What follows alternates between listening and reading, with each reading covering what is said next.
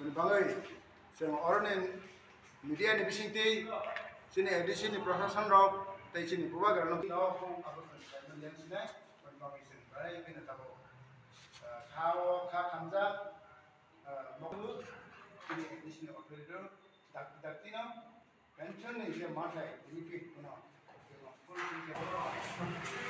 আমি প্রথমে যে কথাটা বলতে চাইছি সেটা হলো 2023 সালের নভেম্বর মাস থেকে 2024 সাল ফুল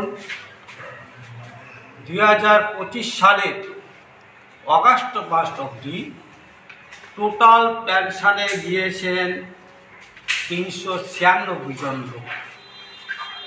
আমরা গত মার্চে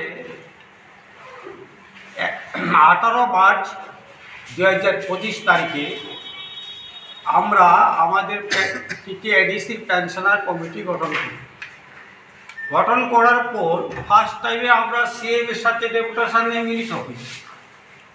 মিলিত হওয়ার পর সিএম আমাদেরকে প্রথমেই বলল যে দেখুন যে হারে পেনশনের লোক গিয়েছে সেটা আমরা ভাবতে পারিনি,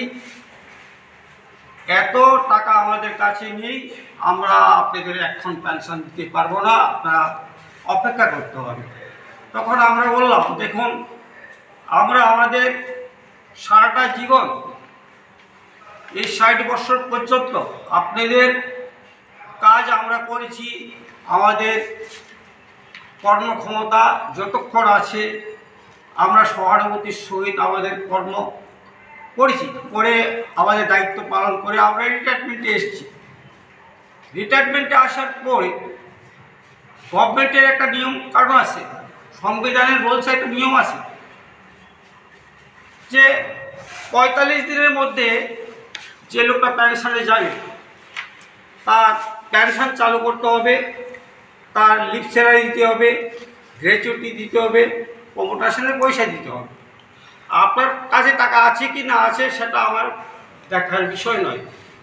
তখন উনি বলল যে যদি না থাকে আপনি যদি অপেক্ষা না করতে পারেন তাহলে আইনের দ্বারস্থ হতে পারে, এই কথাটা বলল।